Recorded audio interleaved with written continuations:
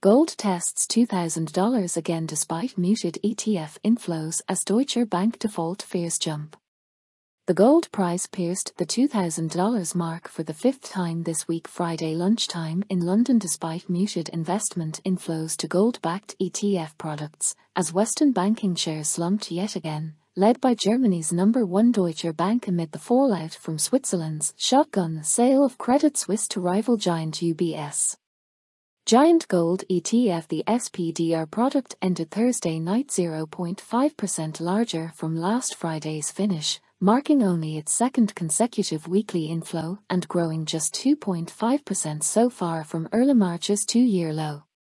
Number 2 Gold ETF. The iShares product saw a small outflow yesterday, trimming its week-so-far expansion to just 0.2%. Gold bullion headed today for what would be its second highest Friday finish ever in US dollar terms above $1,980, and held on track for a record weekend euro price above €1,845 per ounce.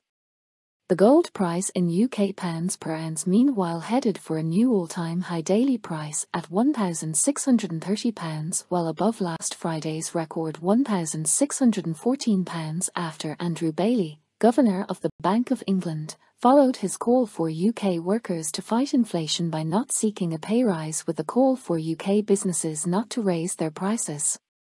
A day after raising interest rates to 4.25% as the cost of living rises 10.4% per year. Silver prices rose further, touching $23.50 for the first time in 7 weeks, but the other industrially useful white metals of platinum and palladium both continued to hold flat as crude oil slipped towards last week's 15-month lows. The price of government bonds, in contrast, rose yet again as banking shares pulled global stock markets lower, with troubled US lender First Republic down almost 90% from this time last month.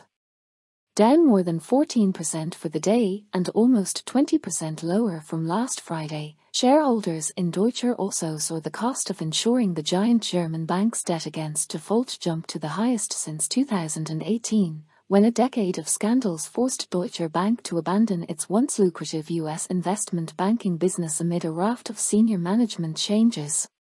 Markets price 31% default probability for Deutsche Bank subordinated bonds and 16% for senior Deutsche Bank paper, says finance reporter Holger Schapitz at Welt. The price of a buffer capital in Deutsche Bank also fell yet again, driving the yield offered to new buyers of its @1 bonds up above 24% per annum, twice last week's level after last weekend's Swiss move entirely wiped out $17 billion in Credit Suisse's AT1 debt while giving shareholders 13 Rappen in the franc, upending the standard write-down of equity before bondholders. Friday's rise in government bond prices drove the annual yield offered to buyers of 2-year US Treasury bonds down to 6-month lows beneath 3.70%, but left the US yield curve inverted, a widely acknowledged signal of recession ahead as 10-year rates slipped to 3.35%. Prices to trade gold in China, the precious metals' number one consumer market, had earlier cut their premium over London quotes to $7 per ounce, the lowest incentive in a week for new bullion imports and back in line with the historic average, as the Shanghai Gold Exchange's benchmark contract ended the week at 440 yen per gram, down 6 yen from Monday's new record China gold price. Over in India, in contrast, demand has stalled because of the spike in prices. Reuters quotes one Kolkata wholesaler, reporting domestic discounts of $57 per ounce, twice last week's level amid record rupee prices for newly landed imports of 60,000 rupees per grams. Deutsche Bank has fundamentally modernized and is a very profitable bank, said German Chancellor Olaf Scholz to reporters Friday at the EU Leaders Summit in Brussels.